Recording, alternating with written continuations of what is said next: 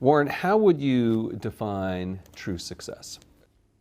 Well, I've said many times that if you get to be 65 or 70 and later, and the people that you want to have love you actually do love you, you're a success. I've never seen anybody that reaches that age. I mean, I'm not talking about somebody that's in extreme poverty or pain or something, but I've never seen anybody that, if they have a lot of people that love them, that is other than happy. And I've seen some very, very wealthy people that they give testimonial dinners to and name schools after and everything. And nobody loves them, you know.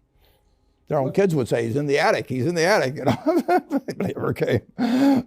What are, say, 3 pieces of advice you would give to people who are looking to succeed in business? Well, by far the best investment you can make is in yourself. I mean, for example, communication skills. I tell the students that come that they're going to graduate schools and business, and they're learning all these complicated formulas and all that. If they just learn to communicate better, and both in writing and in person, they increase their value at least 50%. And, I mean, if you can't communicate, somebody says, you know, it's like winking at a girl in the dark. Nothing happens, you know, basically. And you have to be able to get forth your ideas, and that's relatively easy. I did it myself with the Dale Carnegie course. Some people wish I'd taken a shorter course now in terms of my talking later on, but it's just hugely important. And if you invest in yourself, nobody can take it away from you. I mean, the second thing, which I'll get a certain criticism for not living it, but I do tell those students, you know, that if I gave you a car and it'd be the only car you get in the rest of your life, you'd take care of it like you can't believe. Any scratch, you'd fix that moment. You'd read the owner's manual. You'd keep a garage and do all these things. And you get exactly one mind and one body in this world. And you can't start taking care of it when you're 50. By that time, you'll have rusted out if you haven't done anything. So you should really make sure that you just remember that you just got one mind and body to get through life with and to do the most with it. What about life advice? Well, life advice is, you know, the most important thing,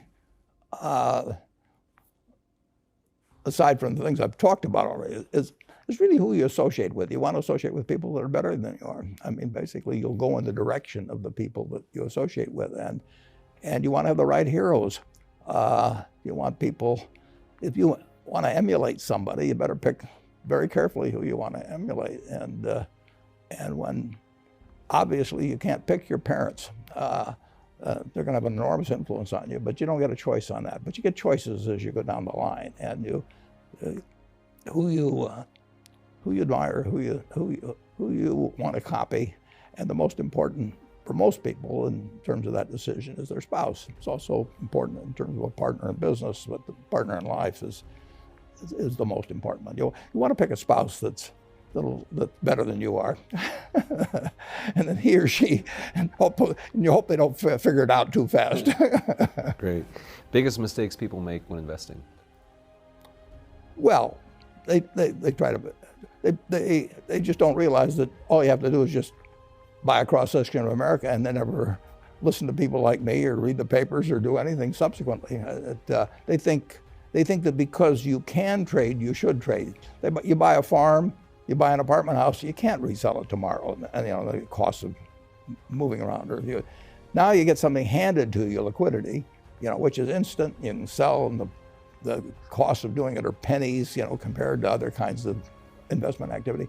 So because they can so easily move around, they do move around, and moving around is not smarter than investing. Is business school worth it? Depends on the person, much more than it depends on the school. I mean, I wouldn't worry.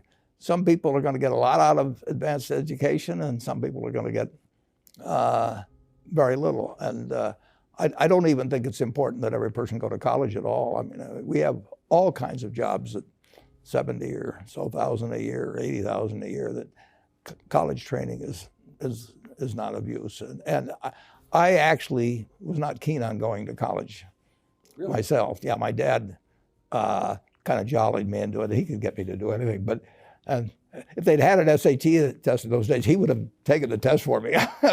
But because I I knew I could have a good time, and I liked investing, and I didn't really feel I could read the books. So I don't, it's a big commitment to take 4 years, and the cost involved, and maybe the loans involved, and everything. I think, depending on what your interests are in life, I don't think it's for everybody. I think it's for a lot of people, but there ought to be a reason you're going, and I didn't really see much reason.